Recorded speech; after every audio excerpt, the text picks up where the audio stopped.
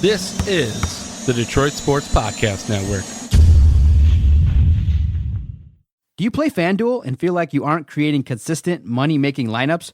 Go over to the DFS Doctors on Twitter at the DFS Doctors and DM them with promo code Detroit Sports to get a free trial for their analytically formulated 70% lifetime profit rate NFL and NBA lineups. The whole purpose of playing daily fantasy sports is to get out there and compete and give yourself a chance to win. So go over to the DFS Doctors. Let them help you. They have analysts on staff that look at the best optimal lineup that you can put out there to win money. So why not take advantage? At the DFS Doctors, promo code Detroit Sports. CBD is a game changer sweeping the nation. This hemp extract is the natural way to elevate your mood, eliminate aches and pains, reduce anxiety, and keep you sleeping all night long. It can even cut your workout recovery time in half. Get in the game today with 20% off all orders of CBD and lavender products from Lavender Lane, a lavender farm located right here in Milan, Michigan. Just go to lavenderlanemi.com today and enter coupon code Detroit for 20% off your entire order. Guys, look, these amazing products are infused with calming lavender to maximize their effectiveness, meaning your CBD items only take minutes to take effect, which is way quicker than those pills you were about to swallow. On top of it, they are perfect for men and women. Lavender Lane has lab-tested CBD creams, tinctures, and roll-ons that are perfect for any situation, even if you're on the go. Put your health back in your hands by heading over to lavenderlanemi.com and entering coupon code Detroit for 20% off your entire order of CBD and lavender products. What do you have to lose? Your satisfaction is guaranteed or your money back. So if you need lavender gifts for your loved ones or just looking for the natural way to ease your discomfort with CBD, go to lavenderlanemi.com and use coupon code Detroit to unlock these miraculous benefits of CBD and lavender. That's lavenderlanemi.com. And remember, use coupon code DETROIT for 20% off your CBD and lavender products from Michigan's own Lavender Lane. Is there a sports podcast in Detroit that people are talking about? Hey, everybody, this is Freddie Cohen of ESPN Radio. When I'm not talking about breaking news or breaking news on ESPN Radio, I'm always a fan and listen to the Detroit Sports Podcast, and so should you.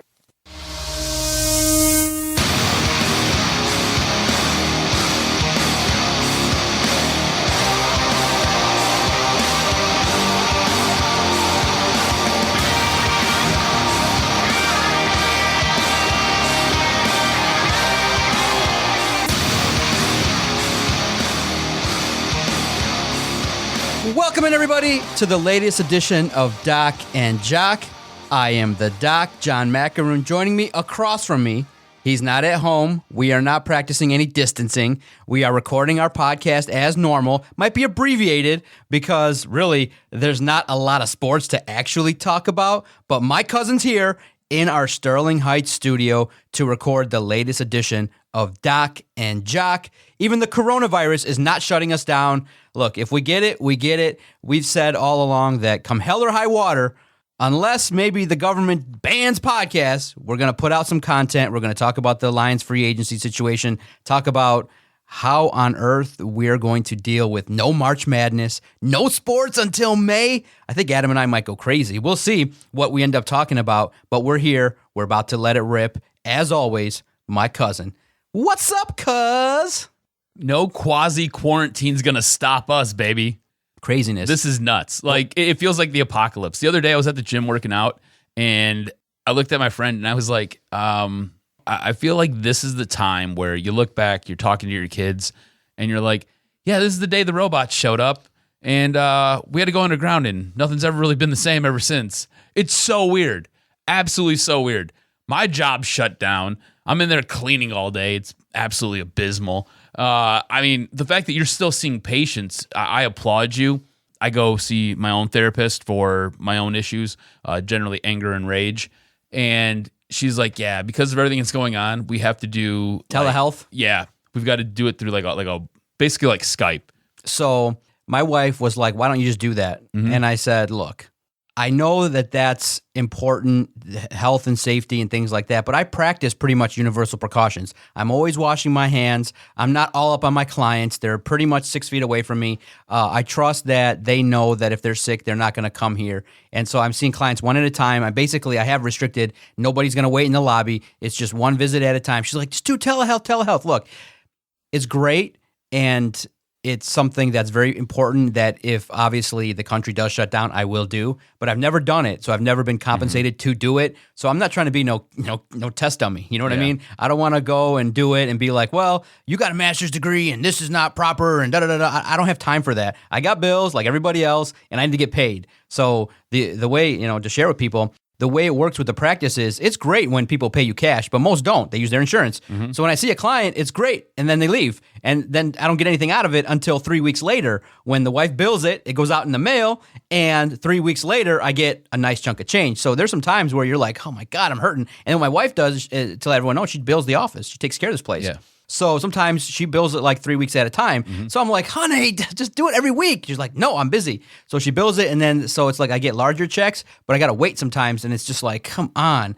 And you got to be organized with everything. But I'm not shutting down. Look, at the end of the day, I could always get the flu. I could always get TB. I could always get something. I've been doing this 15 years, and Even herpes. I get herpes. I get STD. If anyone finds out. That's what happens when you climb up on top of your clients. Exactly. So That's why you stay 6 feet away. So I'm not trying to shut it down. I'm a faithful person. If something happens, I believe I have a great immune system. If I get sick, I think I'll survive it, and I'll be okay. I'll just quarantine for 2 weeks and run my operation that I need to from my house. But I'm not letting this shut me down. Obviously, I'm not going to places with over 50 people. I'm doing the whole, I agree. I'm not going to be around people that are sick and things like that. But I just got a positive vibe. And that's just the way you got to look at it. I'm not trying to panic. But I was asking, and I think you and I kind of started to talk about it online and via text. Like, could we sit our asses in our house for a week?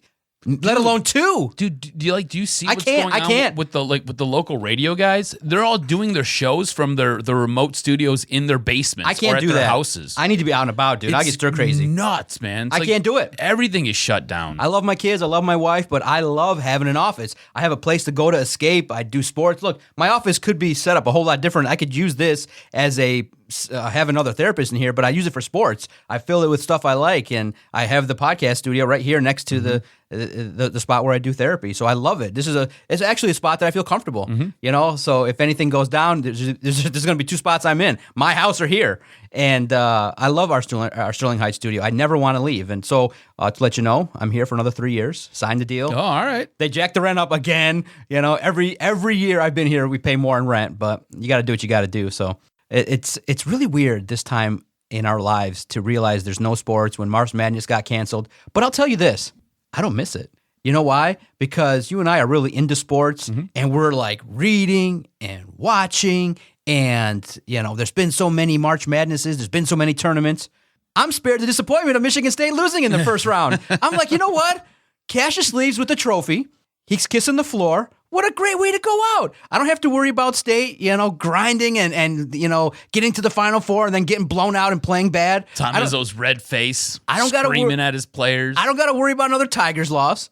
I don't got to worry about another Red Wings loss, 4-0 and bad goaltender play and bad defense and looking at Jeff Blashill's massive forehead. I look at it like, you know what? It's perfect to cover the NFL offseason right now. For me, it's perfect. I get to talk about the Lions. It's the same old with them. And It's too bad it's a horrible offseason for the Lions. Same old. We get to complain about the Lions. We get to podcast. Yeah, everything's more abbreviated and there'd be more maybe storytelling.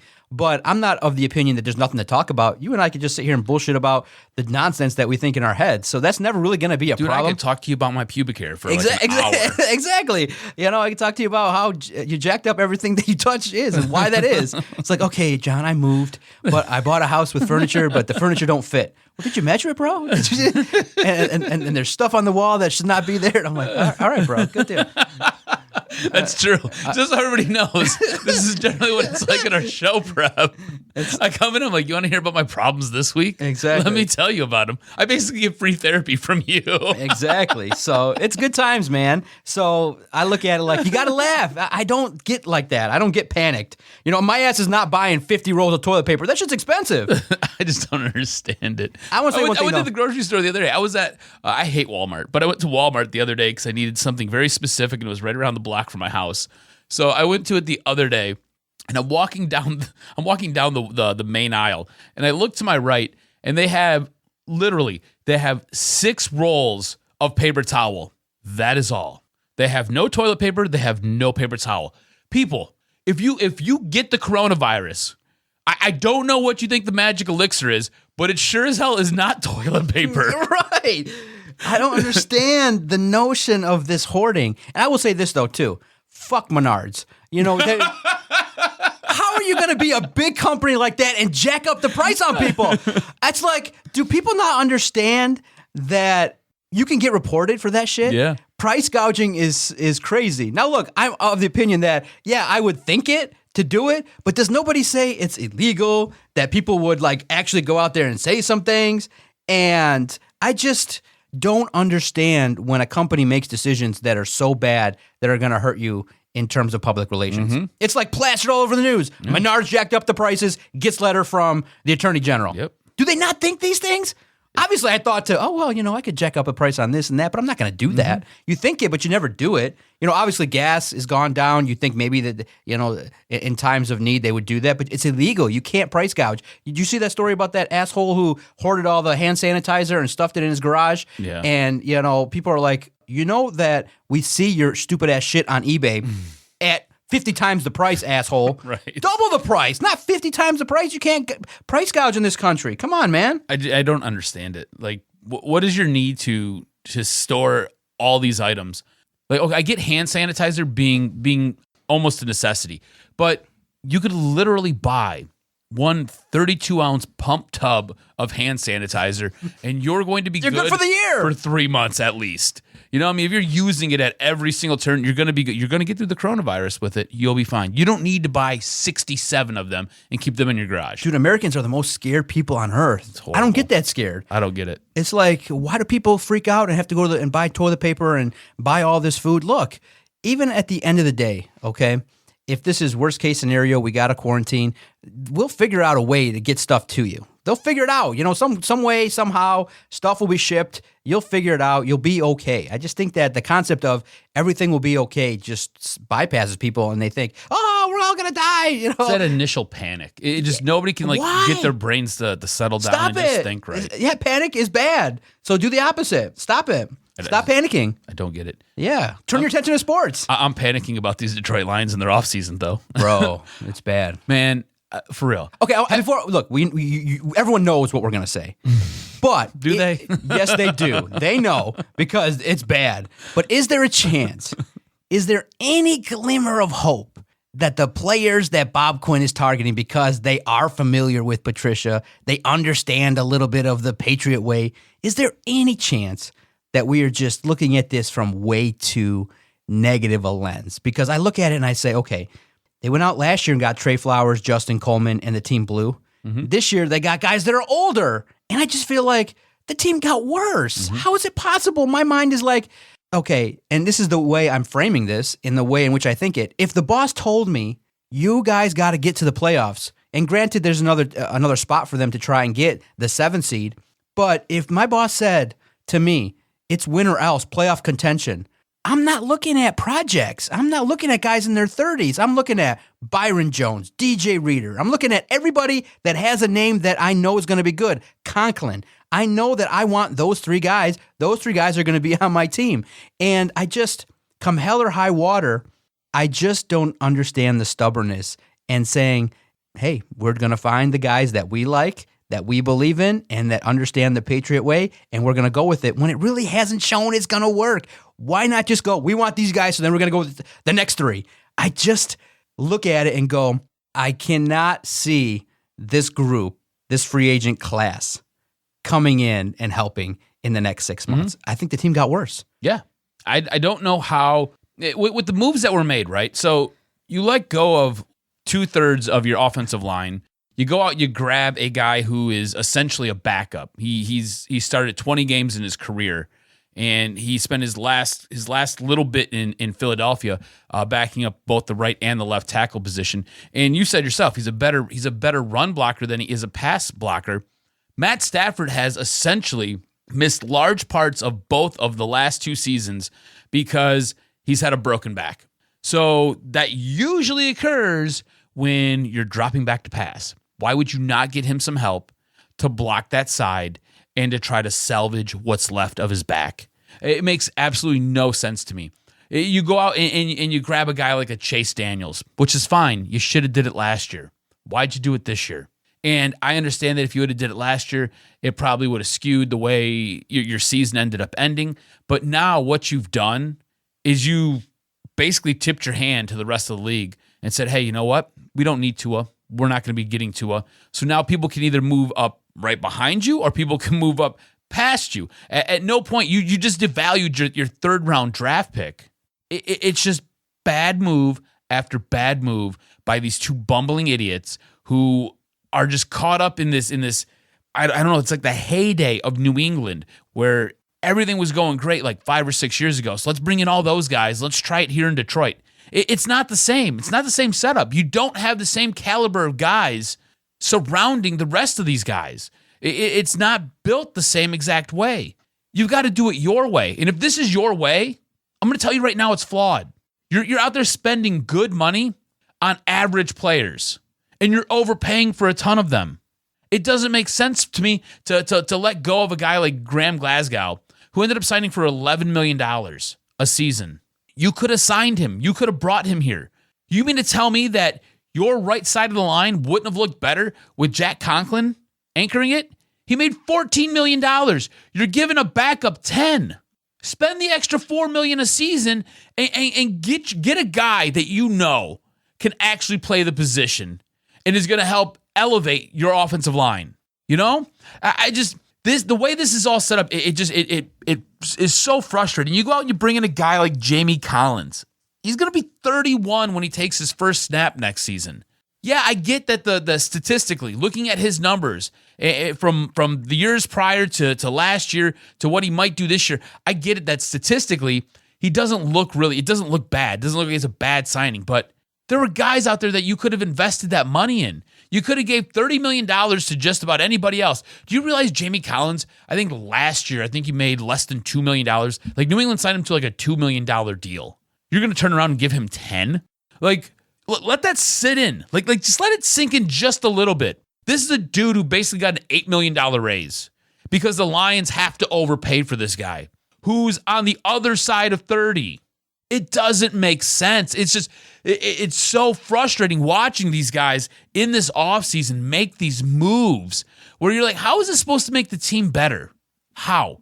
We talked about it weeks ago.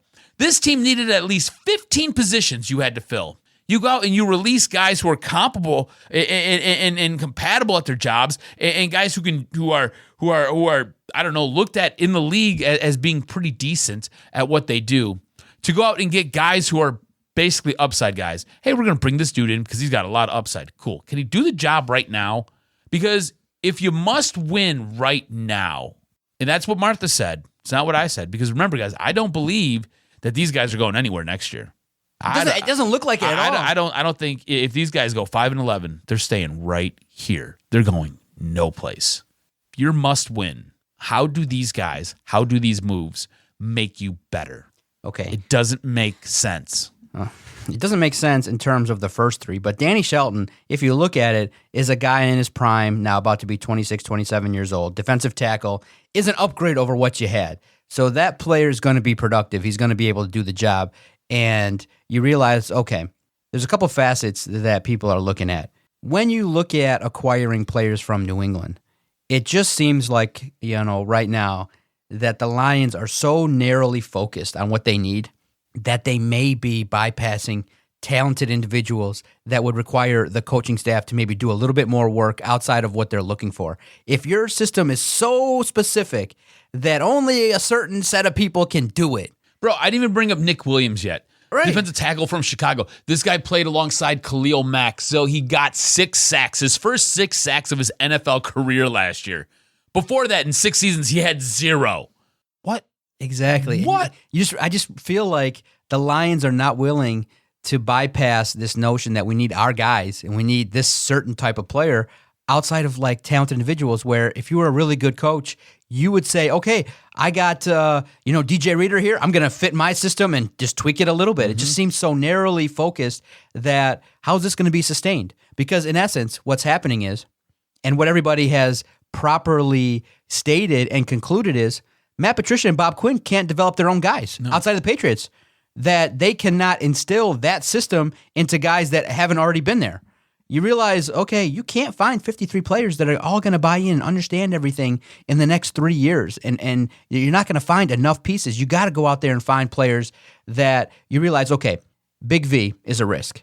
Chances are he's going to be a bust. Chances are in 2 years he'll be cut, and chances are that he's not going to be productive. Chances are that these players that you have acquired are good enough to basically get you back to where you were. You just cut Devon Kennard. Yeah. A guy that had sacks and was productive. This was a leader in that locker room, too. But I understand that if you look at the advanced analytics and you realize, okay, they watched film, they looked at the numbers, the team's not going to lose a lot by basically getting rid of him because that linebacking core was pretty brutal last year. But in essence, what continues to permeate is this notion, what's the first thing he tweets? The first thing he tweets is, no loyalty in this biz. Okay, so that kind of tells you that, wow, he kind of felt like he was a Patricia guy, and he took he stood up, and this is a guy that, cause he stood up there and he toed the company line, and you knew that losing was eating at him, but he was out there saying, I believe in the system, and I believe in this, and I believe in Patricia, and he was gung-ho about it, and the first thing that happens is, boom, not even traded, he just gets released. Obviously, you look at it from that perspective, if that leaks, that kind of removes and lessens any value you would have had. Everyone's like, oh, you're going to release him anyway, so I'm not going to offer you a second rounder for him. It's hard to bring in guys who want to come here and play when you have that going on, right? Right. So, it's a business first, right? So I get the no loyalty part. But at the same point, you've got to do what's best and you've got to do what's right for your veteran players. And the Lions don't do that. Patricia and Quinn don't do that. Look at what's going on in Carolina. And what's going on in Carolina is a very messy situation. You can even take New England. We'll talk about both those right now. Look at what's going on in Carolina, right? So Carolina comes out yesterday and says, us and Cam Newton are looking to mutually essentially part ways. We're looking to facilitate a trade that works best for both of us. Cam comes out and was like, no, that ain't on me. I didn't want to do any of that. That's not, I don't want to leave here. Basically, they want to force me out. Cool. But you know what? Carolina at least came out and said, hey, we're going to try to work with Cam to facilitate a trade that works best for him. They're looking to set him up in a situation for his next go-around with his next team, even though they're ready to move on from him. All right? So you're right. No loyalty because it's a business, but at the same time, they're looking out for their guy by trying to put him in a spot that he is going to feel comfortable in and moving forward with. So, yeah, it's a little bit of a slap in the face if you're Cam Newton, but at the same time, it's a nice little pat on the butt like, hey, thanks for all your help. We're gonna set you up over here. And then if you look at what's going on with Tom Brady signs in Tampa Bay, right? This is a process that got drug out. And if you kind of read into it, it looks like it started last year. He almost walked out of training camp last year before they essentially restructured his contract and gave him a raise. So they have a lot of discussions throughout the year. They have a lot of discussions in the offseason, and then it just kind of essentially falls apart. And he's like, cool. The Patriots essentially came to me and were like, thanks for everything you've done. You got to move on. So it's a business, right? So no loyalty there. Get that. But at the same time, it wasn't like New England just was like, yeah, we're good. We're done. You could tell that there was some due diligence there, and everybody was on equal footing with him leaving and going to Tampa Bay. The Lions don't conduct themselves like a mature organization. The Lions conduct themselves like a half-witted, drunken teenager. It's a complete and utter mess with these two boobs at the helm. Every single day and every single move that these guys make, I lose more and more faith in this front office. I remember when Bob Quinn was brought in here, I was excited. I was like, cool. This seems like a guy who gets it. especially since he has his footing in scouting. Because both you and I believe the best way to build an organization is essentially through the trenches and through the draft. You get young, cheap pieces that you can hold on to. And when it comes time for their second contract, you can make them that second contract. All right? You don't want to ever get stuck on the hook for that third contract if they become a really good player, which hopefully they become a really good player. You don't ever want to get stuck with that third contract. That third contract hits hard. All right? But you want that first contract, which is usually 4 or 5 years, and then you want that second contract, which is anywhere from 3 to 5 years. So you get players that you can control for just about 8 years. You mean to tell me you can't build something in 8 years? Obviously not. Not with these two idiots at the helm.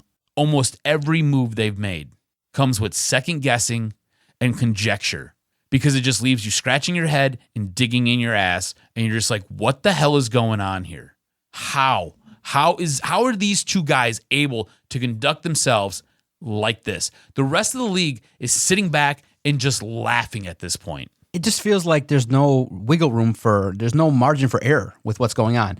Collins, and you recognize right now that, okay, the linebackers obviously is a position of weakness, and you improved it, but you got to recognize that Collins, when he was not with New England, struggled mightily. He was brutal. And is he going to be able to come back and handle his business going into age 30, 31 with the Lions? It just seems like you're going to get another guy that's just going to be up and down and not consistent enough. It just, I don't know. But what do you make of those that say, look, free agency is not something that you really got to pay attention to a whole heck of a lot. These are 4 players that you really got to pay attention to the youth that they bring in via the draft. And you look at some of the young cats that they've brought in the last couple of years, like a Tracy Walker, like an Austin Bryant. And you realize that if given time, they have a system that could potentially make them competitive. But I don't know if they're going to have enough time, being that they've been told they got to get into playoff contention in 2020. It just kind of has that feel of like, they're getting ever so close to getting better, but with the turnover, I don't know how they got better by getting rid of Devon Kennard and Graham Glasgow. I don't get it. I don't see how they've gotten better when the running back that they have, the 2 that they have now currently, are okay, but they're injury prone. When, we haven't even still 25 minutes into this abbreviated show, they haven't even addressed properly the quarterback situation, the backup. Chase Daniel, bro, we didn't even talk about it. Chase Daniel's 33 years old, and that guy, if Matthew Stafford goes down, are we really relying on Chase Daniel to sling the football around and get us wins? You are now. Why? I mean, you're paying him $13.5 million, and he's your quarterback for the next 3 years. He's your backup. What does that say? Does that spread the message? Wow, we just spent this much money on Chase Daniel, and he's our backup. And, does this lend any credence to anybody believing with a brain that the Lions are actually going to take Tua? And that's my point, right? So it leads just ruined it. It leads right to the draft. You ruined your draft. Where you basically have shown your hand. And look, I understand you've got to protect yourself, right? Because you probably don't want Tua if you're the Detroit Lions. If you're Bob Quinn, you probably don't. You believe Matt Stafford's the way of the future for this team. Cool, bro. So you need to protect yourself and get a guy here who can basically facilitate the backup quarterback position. Because if you remember last year, we went into the year without a backup quarterback. Chase Daniels is a monster upgrade over everybody that you had before. David Blau, insert player X, insert player Y, whoever. All right? It's like a Madden, like the default Madden guy. Insert him. Better than what you had last year. All right? So Chase Daniels is better. All that being said, you controlled this draft. You controlled this draft with your 3rd spot. You go grab a guy like Chase Daniels, and now everybody knows that you're not going to do anything with Tua. So if people want to move up to 3, nobody has to. They can either move up to 2 with Washington, or they can move up to 4 with the Giants. You're going to get stuck taking Okudah. Do you know what I'm saying? Like, if you really wanted to move back, I don't see, there's like, I just feel like you hurt your chances to drop back in this draft. Now all that being said. You killed your chances. All that being nobody's said.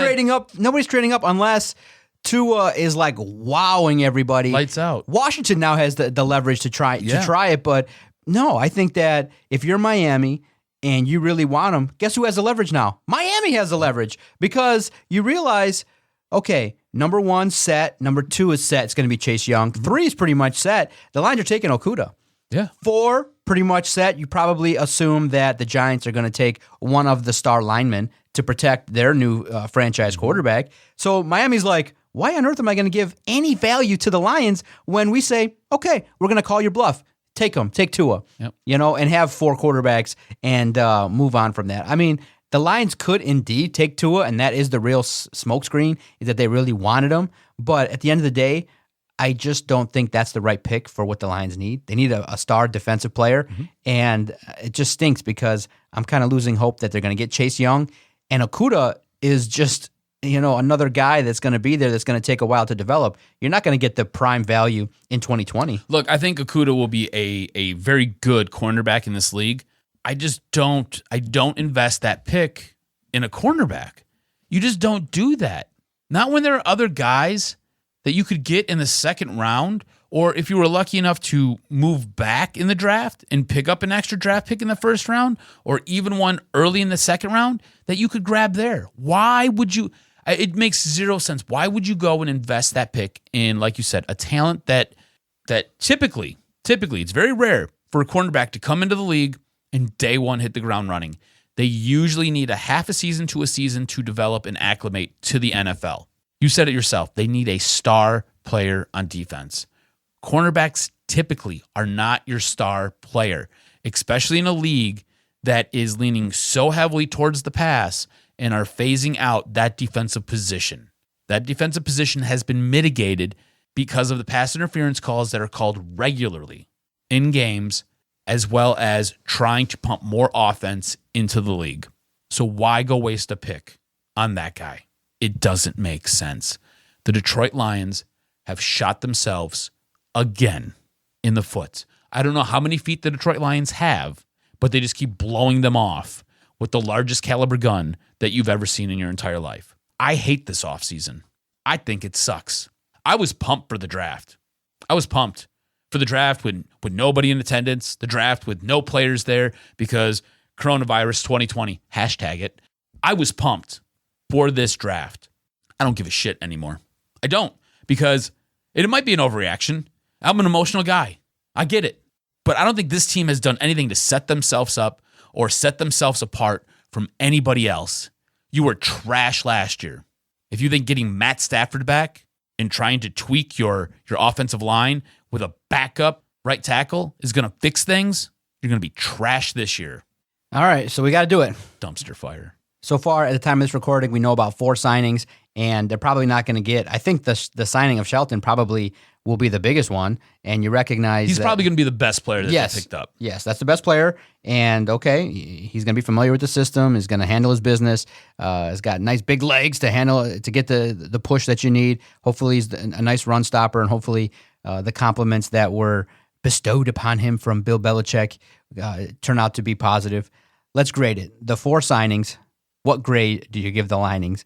What grade do you give the Lions for the moves that they made in free agency these last 3 days? Do you want collectively or do you want individual? All of them. Take it all together. I would say C. Okay. C. We're in the same wheelhouse. It started off as a C with day one.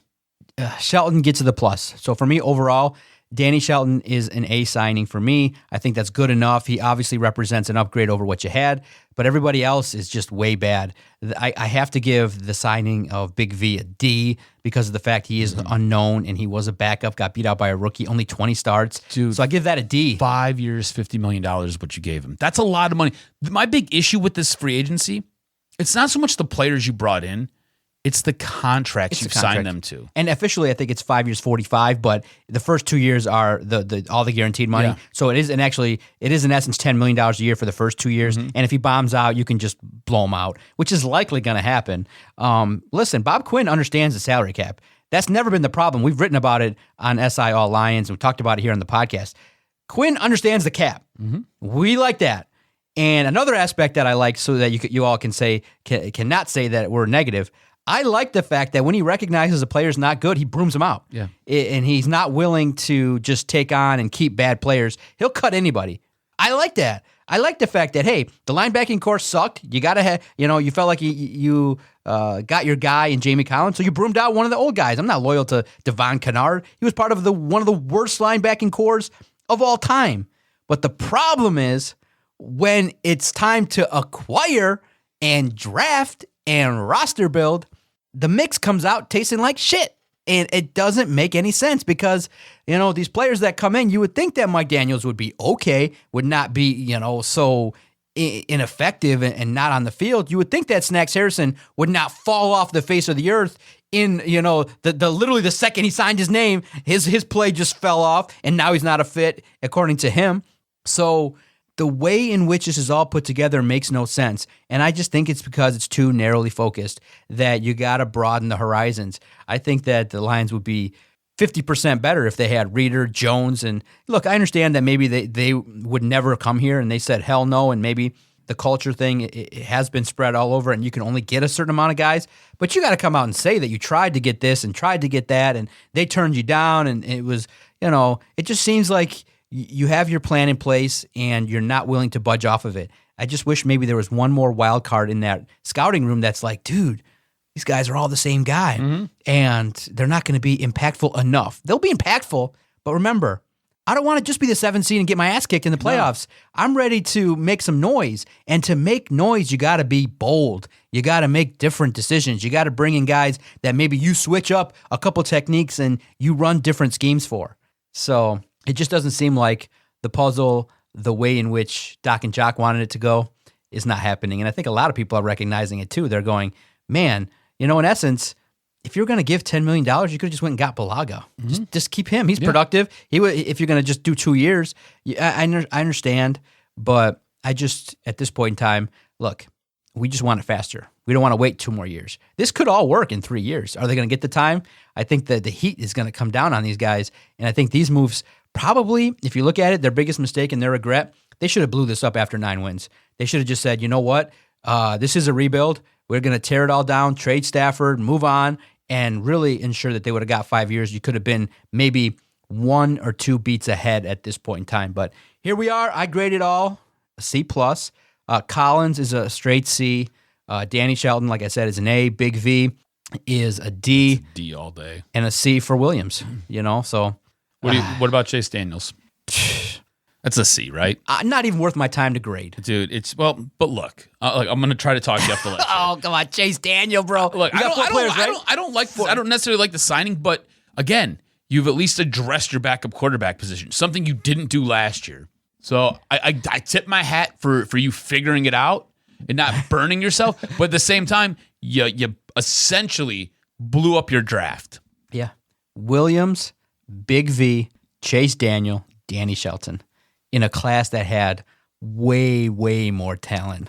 And you look across the board and you're just like, here we are, cuz. It's just another year where you could have had Redder, you could have had Conklin. As far as quarterbacks go, I don't necessarily care because you could have drafted Tua or you could have did something different. It doesn't matter. You could have had Bridgewater. You could have had Bridgewater, yeah. Well, Bridgewater's going to go start in Carolina. Yeah. You could have done a ton of things. Like you said, Danny Shelton, I like it. Solid. Other than that, the way I wrote it, the way I described it is it seems professional. It's all dirty diaper. It's professional. It's okay. Not big enough. Just not big enough. Not impactful enough is the way I would say it. And I think that's the way it's going to look at. Why can't the Lions be the Dolphins? Why can't they be the Bills? They're making big moves. The Bills, dude. For Quantum money Diggs, moves. That's nuts, man. Yeah. Did you see Kirk Cousins got laced with another fat deal? I like Kirk Cousins, but he's not that good of a quarterback. Dude, it's a situation where he got rewarded for 1 playoff win. Yeah. It's like you paid the guy a lot of money. That's a lot of money. Diggs wasn't happy about that. Yeah. Well, at least at this point in time, before we get out of here, and we were going to go 30, but we can't. There's a lot of good stuff to talk about. At least the Lions aren't the laughingstock of the league. Bill O'Brien, in my mind, probably made one of the 5 worst moves of all time. DeAndre Hopkins for a second and an aging running back? And a running back who has been hurt the last 2 years. And he went on TV and said that he didn't like Hopkins' entourage. You had the best wide receiver in the game. DeAndre Hopkins is a freaking savage. On top of that, his connection with Deshaun Watson is unreal. And you trade him away for David Johnson, who hasn't had a healthy season in I think almost 3 years, actually. What Wait, what? Say, what? Everyone looked at that and was like, oh, hell no. Dude, when that was breaking, I was like, this is unreal. How? Poor DeAndre Hopkins. Like, dude, the best part about watching Houston Texans football games, besides J.J. Watt, is Watson to Hopkins. It's unreal, the connection those two guys have. It's absolutely sick. It's similar to Mahomes and Tyreek Hill. Yeah. You know what I'm saying? You just sometimes you just vibe with the other player, and you guys just, right where each other's going to be. And in a game like football, when it's moving so fast and everything's got to be essentially right on its mark, it's crazy to watch guys like that play at that level and do it as well as they do. Bill O'Brien's a boob. I don't get it. Okay, and the biggest story that's probably hit the NFL in a long time, and you recognize, obviously we'll get to the contract agreement and things like that in passing to end the podcast, but when Tom Brady decides to walk into the facility at New England and say, all right, I'm out, it shakes the core of the NFL, and he's gone, bro. He's going to be a buck. It doesn't look right. It's so weird. The Photoshops look crazy, bro. It doesn't look right. So here's the thing. This is what I'll tell you, right? So it sounds like he's wanted out for a while, or at least just things haven't been well there for a minute. But get this. He gets to go to Tampa Bay with Bruce Arians, who's a fantastic offensive mind and does great things with quarterbacks. So Tom Brady, at this point in his career, right? He's aging. He's getting up there. Probably only has maybe 2, maybe 3 years left in the tank. Why not go with a guy who's going to accentuate everything you do well? On top of that, has a bunch of draft capital that will allow you to shape what you need. And look at that receiving core. You mean to tell me he was a guy who was pissed off last year in New England because they didn't have any weapons. He goes to Tampa Bay where there are a ton of offensive weapons. Nice, right? It's a nice team. Your backup tight end essentially could start for 15 other teams in the league. Do you know what I'm saying? Like, it's nuts. It's absolutely nuts. Mike Evans isn't going to know what to do with himself because he hasn't had a quarterback that's capable of throwing a football to him. He has a quarterback capable of stealing crab legs. Oh, wait, hold on. Not even capable of that. But, dude, if you play fantasy football, go grab Mike Evans, like, right now. It's going to be crazy. It's going to be crazy. It's going to be awesome. Good for Tom Brady. On top of that, he gets to go to someplace nice and warm. Good for Tom Brady. Well, one of the silver linings is NFL is going to be around for the next 10 years, bro. I thought that, in terms of the lesser players, the inexperienced players, they got a good bump, 20% right away. If you're a veteran and you're a big superstar, the deal, I can understand all sides of the disagreement. The younger players are like, dude, no more testing for weed. Boom, it's going to be just a couple weeks that we got to cut out, and then we're good for the rest of the year. Boom, good. 20% increase, fine. More roster spots, more jobs, that's fine. But the vets were like, look, this in negotiation, this was the first deal that was offered. Out of principle, you just say no. You just say no. You just say no. Yeah. Because they would have come back with something different. And so in the art of negotiation, the players got worked, okay? Because it's the first deal. They left stuff on the table. Yeah, is it a totally awful deal? Players always do, though. They always do it, right? They because always do. Well, look what the NFL, owners did. In the They're NFL, like, they always do it. The owners came out and they used a simple ploy via the media. They said, okay, if you don't sign it, we're just going to make it a little bit more stringent and have 18 games. We actually are like, oh, you know what? We don't like it too because if we renegotiate, we're going to ask for more things. So they used a ploy that's fascinating, which was, okay, the stuff that you got, we'll just take off the table. So I think that what they could have got if they fought for it was just more money. The reason why there's more games is more revenue. Yeah. So that's something that obviously is not going to be changed. So you look at it and you say, okay, where's our avenue to get better at this? All right, you gave us 48. We want 48 and a half. 49. We want a lot more stability in terms of healthcare forever. We want this and we want that. You could have asked a little bit more in the negotiation. And at the end of the day, you recognize the NFLPA and whoever represents them is really bad at negotiating. Really bad. Guaranteed contracts should have been on the table. You realize the NFL is one of the only leagues in the world that doesn't have guaranteed contracts. These guys are out there. They're essentially one hit away from either being paralyzed or being made a vegetable. The owners are like, no. That's a starting point. Okay, they're just like, cool. no, we're never budging. Fine. Then great. Then you know what? We're not giving you your 17th game. You got to go back and forth. It's negotiation. Yeah. You want this, they want that. Come to the middle. Yeah. Don't take the first offer. Cool. We get the smoke blunt and we get 20. We get a 20% bump. Get the hell out of here. No, they could have got more. I want more money. And more money. Dude, it could be half your contract could be instantly guaranteed, right? So dude, there are things you can do. Get creative. You could get creative. It just didn't happen. Oh, man, I enjoyed talking to you. It was good. Good broadcast. Look, DSP is still rolling along. We are broadcasting every single day. Maybe the shows will be a little bit shorter as the sports world kind of grinds to a halt. But the hosts here are fun. They like broadcasting. They like talking about sports. Still airing the Michigan podcast. Still airing Doc and Jock. Wrestling has gone crazy. Adam and I are going to react to wrestling without fans because we don't like it. Dude, it's horrible. For the Jock, Adam Strozinski, I am the Doc, John Macaroon. Follow Adam on Twitter at AdamRSTROZ. Follow the network at Detroit Podcast. Thanks to the great sponsors, the Motor City Pawnbrokers, Flick Chat, the DFS Doctors. Thank them so much for allowing us to keep the studio lights on, the microphones hot here in Sterling Heights. We'll talk to everybody next week on the latest edition of Doc and Jock. This was locker room talk. Second dick. Sorry, Detroit. Didn't quite work out. And all I can say is Detroit Sports Podcast scores. I hear voices in my head. They counsel me. They understand. They talk to me.